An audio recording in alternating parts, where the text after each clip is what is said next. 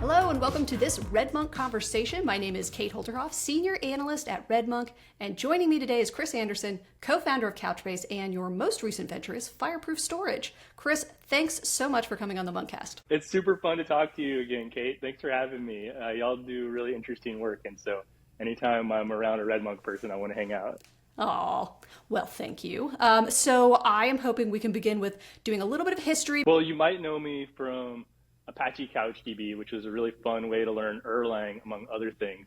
And I got into that because I'd been recording music and made a website for my friends to upload their stuff and went down the rabbit hole. And next thing you know, I wanted a document database and one didn't exist except for this one that needed my help. And, a year later, I was helping found Couchbase, and it was a wild ride from there. But, the whole reason I got into coding in the first place is to empower application developers, like how I was when I started out, wanting to learn how to build a website so my friends could upload their music. Oh, man. So you're entirely self-trained? I took some coding classes through school, but I studied philosophy.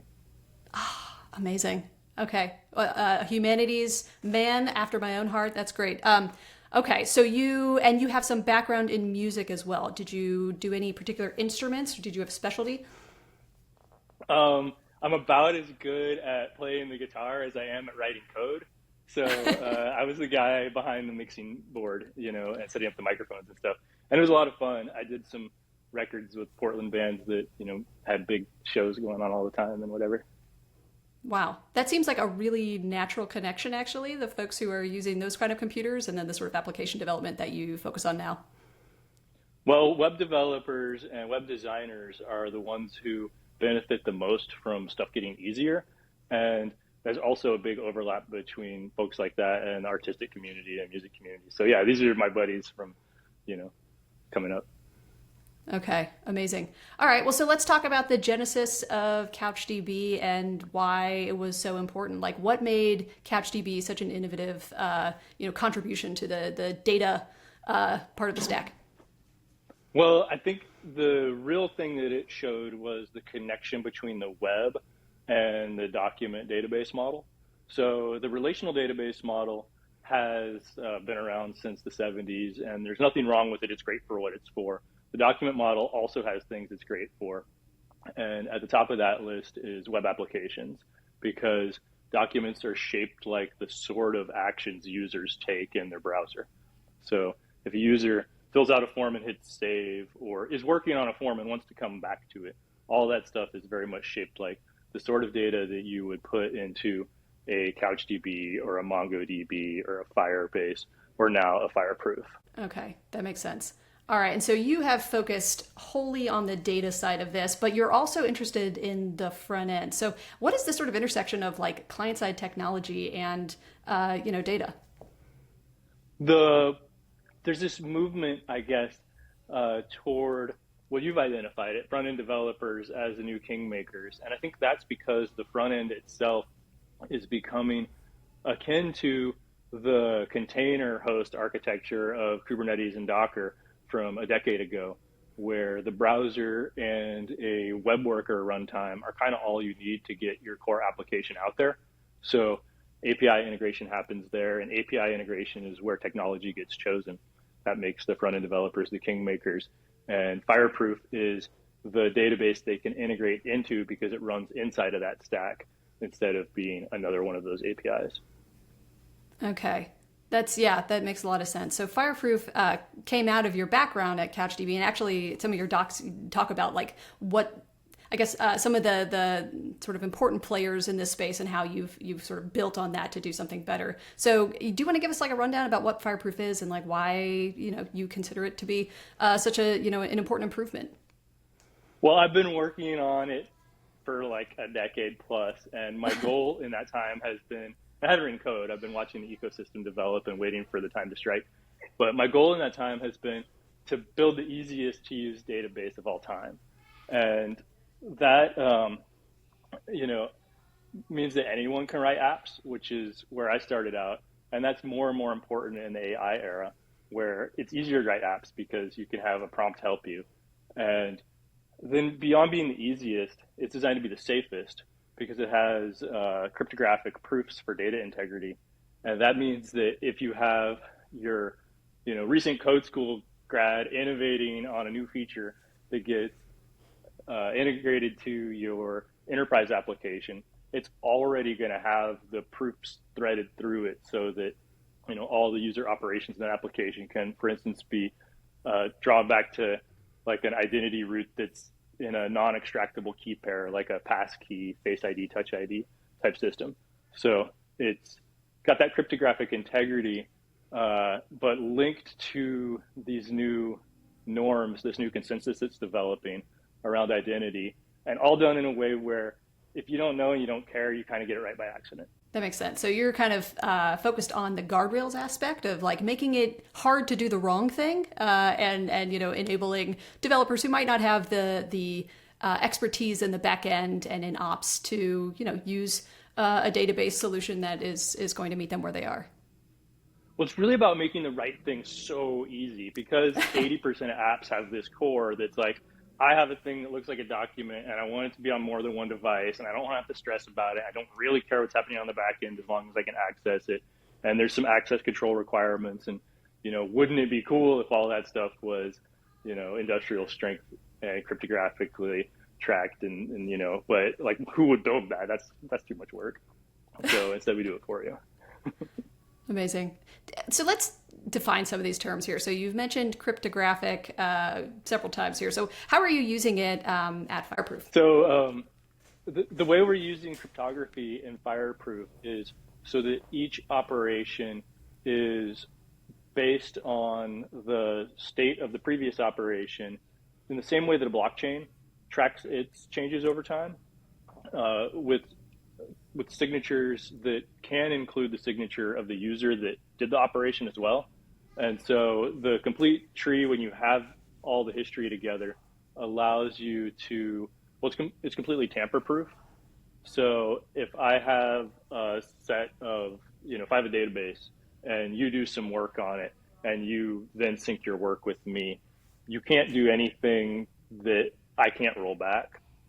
And also, if you look at any of the given changes, it's like Git in that you can see who did what. So it sounds like there's a sort of real-time aspect to that. Is that an accurate way of framing it? Like, I guess I'm thinking of how PartyKit enabled front-end developers to, develop, real-time applications the way that like Google Docs would update as you change things. And, you can have multiple users using it at once.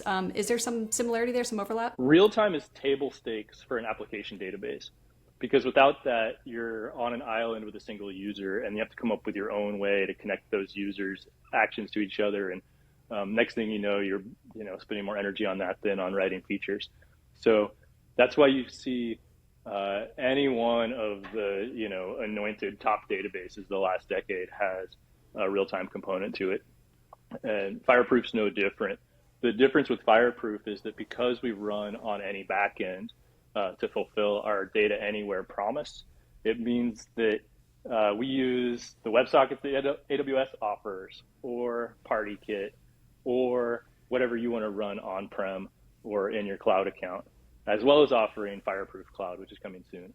But the idea is, as an application developer, npm install, use Fireproof, and that's all you need to do. Wow. Okay, so I like that. And this idea of zero setup, you have mentioned that you were inspired by SQLite for that. Care to develop that idea a little bit? Developers really want zero setup. There's a movement going on right now called local first, and I think local first is really a feature, not a category.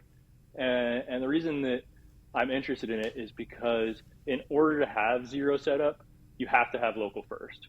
And by that I mean, when you use Fireproof, you can work on whatever you've got. If all you've got is your laptop and no internet, and all you have on your laptop is a browser, that's all you need. Yeah, I've spoken with a few folks about the local first idea, Carl Sver among them.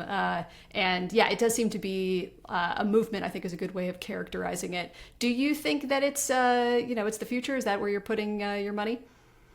Again, I think it's a feature, not a category. And sure. We're going to see people building apps in that style, and you're going to need to be compatible with it. And it's kind of a moat. If you can't do it, then you can't do it. So there's only a handful of local first capable databases. And then among those, Fireproof and maybe a couple others, but there's really not many others that are doing Merkle integrity and the cryptographic data provenance that Fireproof offers. So the reason Merkle integrity matters so much in a zero setup data anywhere database is because you know without a doubt that you're looking at the same snapshot no matter where you are. And that enables enterprises to run workloads on the edge that they can only run in centralized data centers today. For instance, if you're doing some kind of inventory tracking, you could have a Fireproof node set up in the warehouse with Fireproof running on the user's mobile devices while they're scanning, and then sync all that up to the cloud later, but without the question marks that usually come with an intermediary.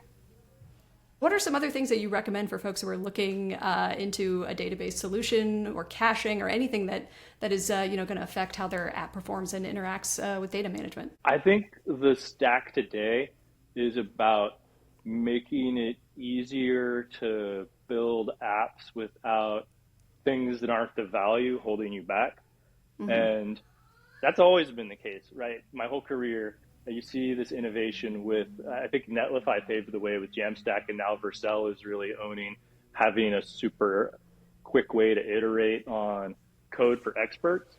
But all of that presupposes that you're working on like a project, right? It's kind of like that you're already capitalized to the layer that the thing is, has a team or has been, you made it to that next level.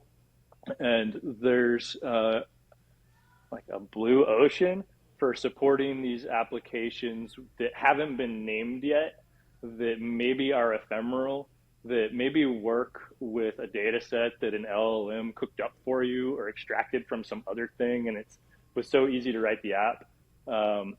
What's going to happen soon is it's going to be easier to write the app than find the app.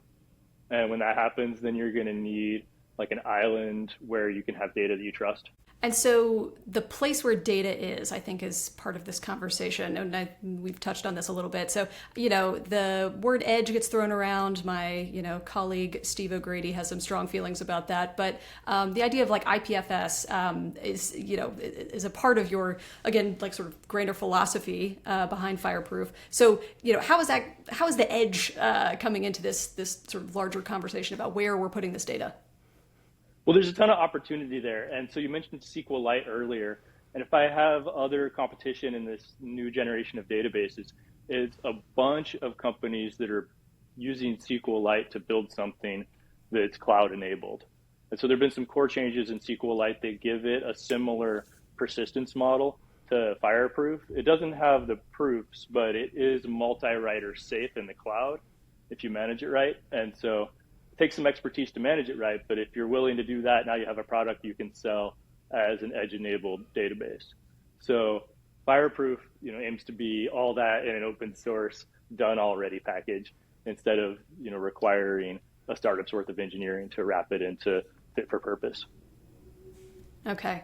And so you mentioned your competition a little bit. You're a co-founder. You understand how crowded the market can be. What is your plan in terms of a go-to-market strategy? Like, how are you going to make Fireproof a success? This is the fun part, and I'm really inspired by what Megan Gill did at MongoDB.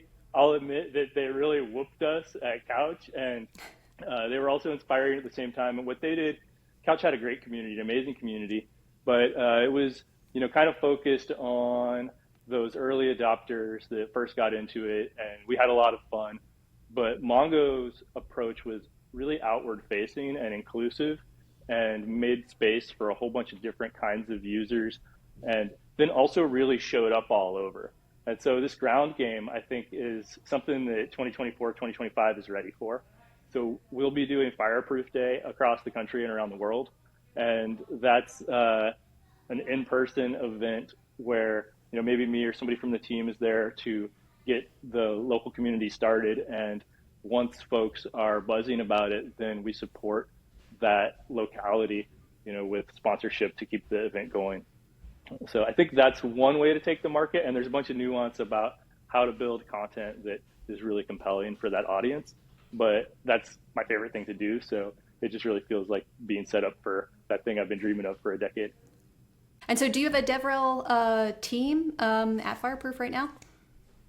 We're essentially running as an open source community.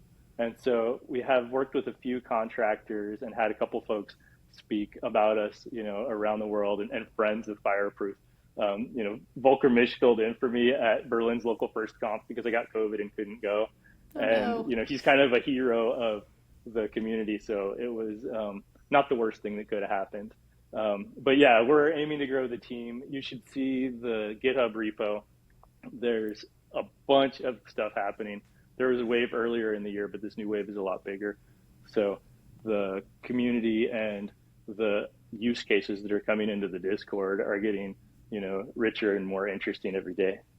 That's fantastic. Yeah, you can't go wrong with just integrating community sentiment early on, making sure that those voices are heard, and I guess tapping into that enthusiasm. So yeah, that's a good strategy. All right. Okay. Well, like I said, I write code about as good as I play guitar, and that makes me, in this context, maybe my best use is more of a band leader. And so it's great to have people come along who write code a lot better and faster than me, and then I'll be on the phone with you every morning for 2 hours if you're writing code better and faster than me. It's super fun. Let's do this.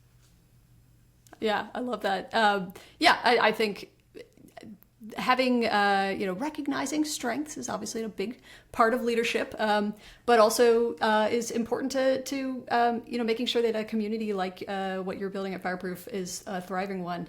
So I am interested in the lightweight components. A big part of the front end kingmaker is this idea of like an API economy and making sure that we're able to integrate these tools easily. And so I'm interested in can you dig into how it's able to be lightweight? We do have some technical folks on this audience. Maybe try to keep it so that the marketing folks can at least follow along here. But how's that possible? So if you look at the competition I mentioned that's based on SQLite, they're wrapping SQLite in WASM, which works, but it's an additional layer of abstraction and additional thing to wrestle with when you're bootstrapping your system. Fireproof is written in pure TypeScript and can be included in any page with just a script tag. And we are like sub 100 kilobyte and getting smaller. So it's more like the jQuery of data than the React of data, if that makes sense. It absolutely does. And it's funny. I've been doing some research onto code delivery, especially in the JavaScript ecosystem. So the idea of do we need to have a build step? Is it important that we have compilers? What is the future of Webpack? Why is everything written in Rust right now? And it seems like you're a big part of that conversation. And it's also funny to me that WebAssembly comes up all the time when I'm having these. And the idea of having a script tag the way that we did with jQuery, as instead of having these sort of elaborate build steps. This was decades ago. But it was easier. The developer experience was better back then. Do you see everything moving that way? Yeah. That script tag matters so much because the applications that could benefit the most from Fireproof are things like a Salesforce app that nobody who wrote the app still works at the company. And you just want to get in there and add some feature or script some report or do some customization. And you don't want to rely on just browser scripting, but if you have it in a provable database with cryptographic integrity that integrates with your single sign-on, then all of a sudden it becomes tenable to extend applications in this really cheap way. So the script tag has to be ready to go, not just for the users who are getting started, but also for the enterprise use cases. Okay, that makes sense. All right, and then talk to me about the server aspect of this. Where is this data going? You get to put it wherever you want. Okay. So we talked about zero setup earlier, but zero setup only gets you so far if you don't have a data anywhere promise, because you'll bring your new feature to your backend team, and Fireproof's goal is that interaction is just, they can ask whatever questions they want. They're the backend team, but the answer always has to be yes. So can you run it on AWS? Yes. Can you run it on Azure? Yes. Can you run it, on your own iron? But most of the time, people are just going to use our cloud anyway because it's easier. We need to support anywhere you can run it. And that enables cool things like provable video delivery for self-driving cars, right? So we're not just a cloud solution. In honor of the lightweight MVP, we built the open source component first. and it's based on a cloud stack that we know can stand up quickly, and we're in the middle of doing that. What's cool about the cloud stack that Fireproof is building is that it's based on UCAN, user-controlled authorization networks, which is a kind of, it's an extension to JWT that's self-signed by those non-extractable key pairs that passkey like Touch ID and Face ID make available to the browser. So the value of a non-extractable key pair is that it can't be hacked. It's, even the creator of it can't get the private key. And that means it's pinned to the device and whatever security context the device put it in, like the browser tab session. So you have the ability to trust it hasn't been, unduly duplicated. But then it means you have to use all the tools at our disposal from the self-sovereign identity world in order to compose the user's identity out of a quorum of their devices and allow them to recover their identity from a trusted cloud or more than one if they want.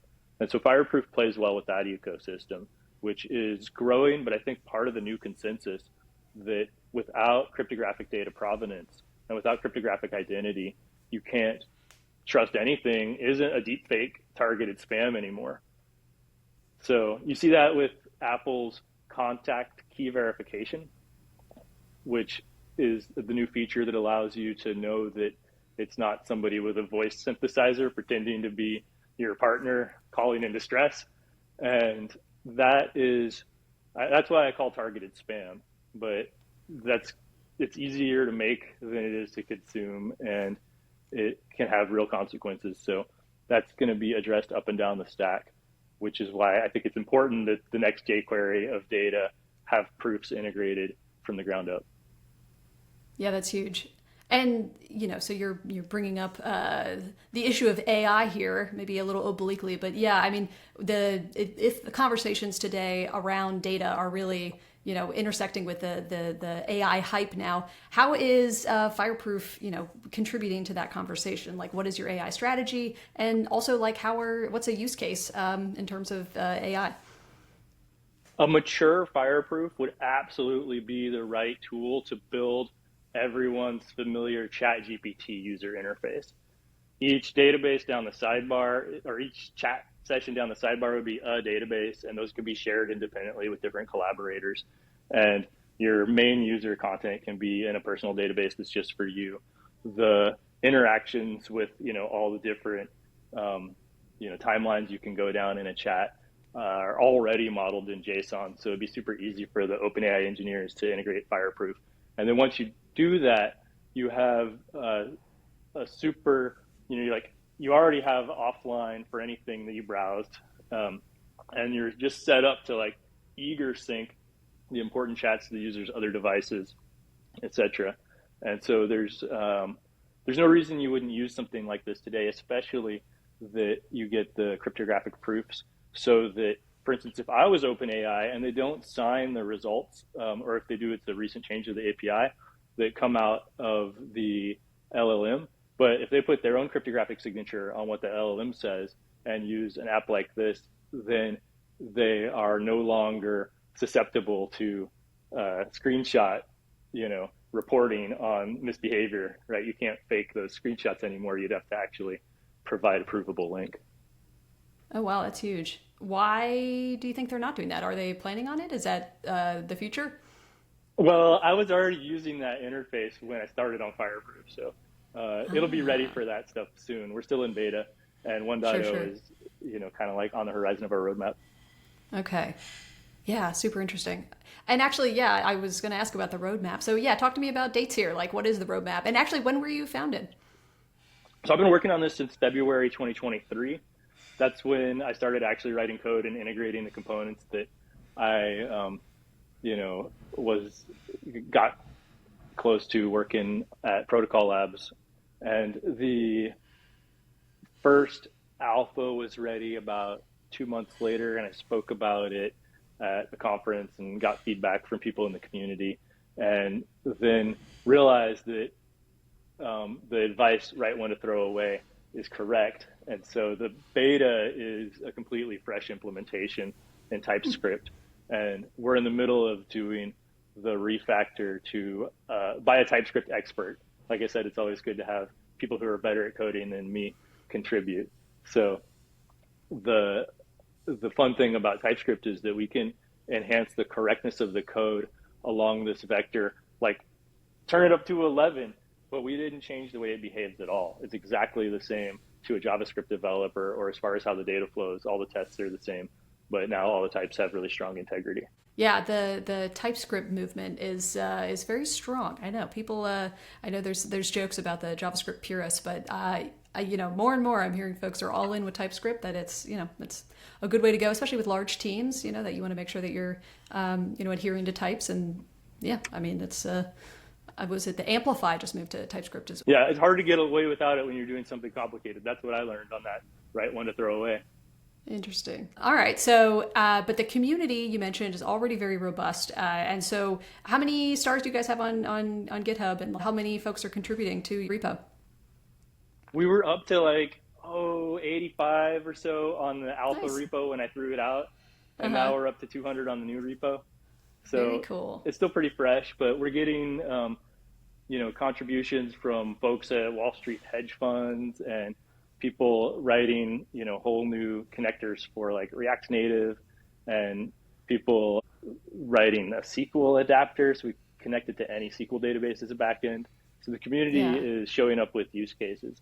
One of the fun ones I want to mention, because we talked about protecting against some of the downsides of AI, but there's a bunch of cool upsides you get if you do the proofs infrastructure, right? It's like, the whole proofs infrastructure is a little bit of a moat, but once you're on the other side of it, there's an ecosystem that you can join. And one of the most interesting parts of it is based on the idea of deterministic computing, where if I provide a function and some data, then the lowest bidder can be the one to run the function across the data and get me the result. And we can check their work. And Fireproof is great as infrastructure for enabling those kinds of backend applications. And do you have like an integration strategy? I mean, we've mentioned, Vercel and some of these different vendors, but like how, I get that the script tag doesn't really need an integration, but I mean, are you working with any other vendors just as, part of your, I guess, your strategy, even for marketing, like making sure that folks are aware that you exist? It's a super fun way to meet users. The way I think about it is that Netlify and PartyKit and AWS have all spent a ton of energy finding people who should know about Fireproof. And we want to work with them anyway, because if you already know about Netlify, you don't need to use Fireproof Cloud. Like, use it on your fifth app. Like, go ahead and use Fireproof in your Netlify for a while or whatever. And the on-ramp there has to be super simple. And what we've found is that all these providers have toolkits where we can write the integration and then come to them with code. And when we show up with an awesome example app and documentation and an it just works integration, then they're super happy to have us, featured in their sidebar and write that co-marketing blog. And every time we do that, we light up a whole new segment of audience. So we plan to just keep doing that across the board. There's a great blog post, Welcome to the Team. It's really about the most high-level vision, and it touches on the reasons that the cryptographic data integrity, you can't have the super easy for beginners developer experience that we want to offer unless you also have the cryptographic data integrity. And then a whole bunch of philosophy about we could piece it together from existing stuff like SQLite and existing heavyweight crypto libraries, or we could write something super lightweight and fit for purpose for the browser, because that's where we want to find our developers. So kind of meant to, as the contributor base broadens, be a touchstone that I can go back to and say, wow, that's really cool. Like, have you considered this? Or for people who want to come in and figure out where they can help to see where they'd be aligned. Right now, we use a ton of help. It's about time to refresh the documentation for this new TypeScript API and upgrade all the existing example applications. So that's the kind of stuff that scales if people want to get involved in an open source project. Love it. What is the license on your project? Everything so far is dual license Apache MIT. And I've seen this movie before. They can can go sell Fireproof for me. And, I don't necessarily want to make that super easy. So there's components of the cloud that we haven't written yet that we're not sure on the license. It's going to be some kind of source available. And that's an up in the air thing.